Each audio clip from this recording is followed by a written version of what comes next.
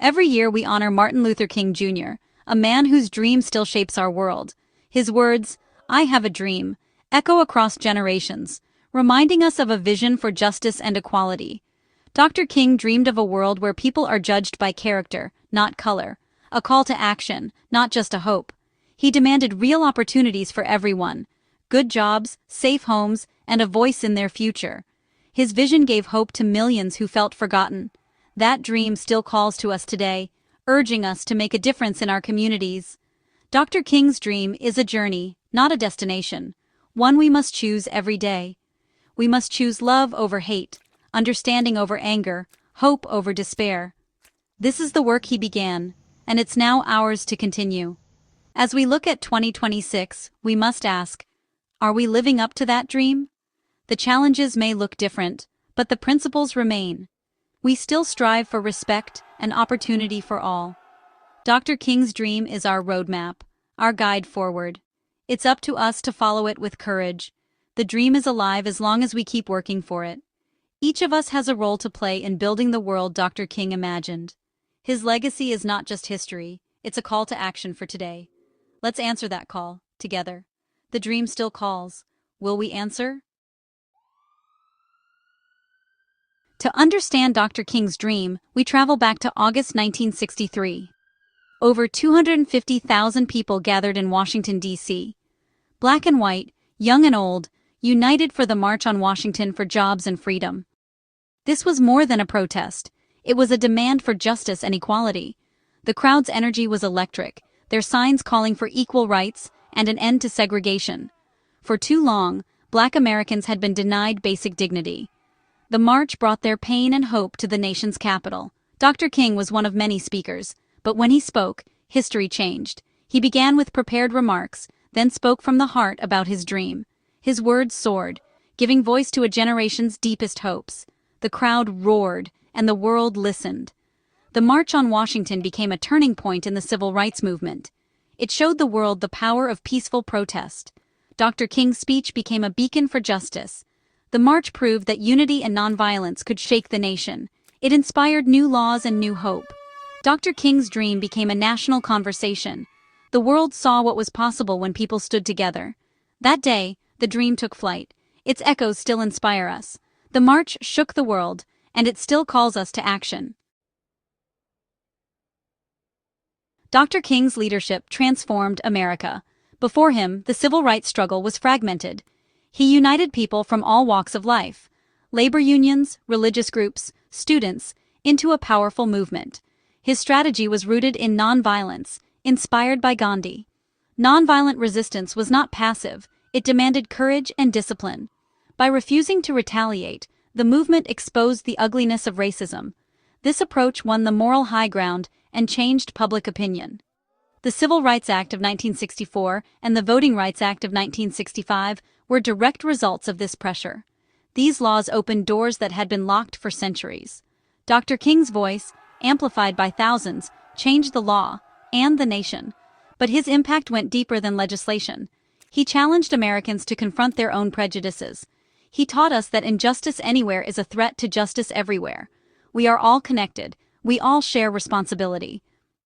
Dr. King's vision of a beloved community still guides us. He showed that one voice, joined by many, can change the world. His leadership was a beacon of hope and unity.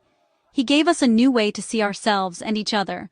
The power of a single voice can spark a movement. Dr. King proved it. His legacy is a call to speak up for justice. Will we use our voices too? It's easy to see Dr. King as a hero now, but in his time, he faced criticism from all sides. Some civil rights leaders thought he was too patient. Others, including fellow clergy, called him too radical.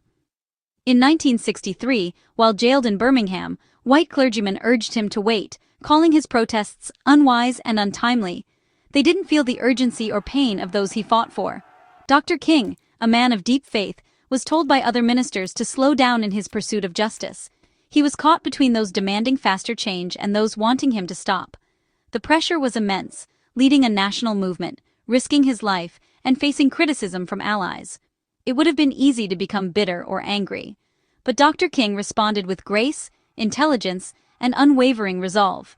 He turned criticism into an opportunity to teach and inspire. His response became one of his greatest lessons. He showed that true leadership means standing firm, even when misunderstood. Dr. King's courage under fire is a lesson for us all. He proved that conviction and patience can overcome even the harshest opposition. His example reminds us, real change is never easy. It requires resilience and faith. Dr. King's strength in adversity is part of his enduring legacy. He faced fire and kept moving forward. That's the mark of a true leader. How did Dr. King respond to criticism? With patience and wisdom. From his Birmingham jail cell, he wrote a letter that became a cornerstone of American history. He explained why waiting was not an option. This wait has almost always meant never. He responded not with anger but with reason and love, even for his critics. Dr. King used his time in jail to teach the world about justice. He believed real change takes time and persistence. His faith in the long arc of the moral universe gave him strength. His patience was active, a strategic choice, not weakness. Calm and reason kept his moral authority intact. He inspired others to meet hatred with love and violence with peace. Dr. King's patience was a powerful tool for change. He taught us that steady resolve can move mountains. His example endures. Patience, not anger, leads to justice. Dr. King taught us the power of calm over anger. In a world quick to outrage, he showed that thoughtful responses are stronger than impulsive ones. Anger clouds judgment. Calm brings clarity. By listening to critics and treating them with respect, Dr. King built bridges instead of walls. He found common ground where others saw only division. Hope was another lesson. Dr. King never lost faith in a better world. His hope was not naive. It was a belief in human potential and the possibility of change. This hope inspired millions to keep marching, even in the face of fear. Persistence was key. Dr. King knew the fight for justice was a marathon, not a sprint. He faced setbacks, but never gave up. Every small victory mattered. Dr. King's calm, hope, and persistence are blueprints for lasting change. He showed us that real progress requires patience and courage. His wisdom is needed now more than ever. Calmness, hope, and persistence. These are the tools for building a better world. Dr. King's example lights the way. The lessons are clear. Will we follow them?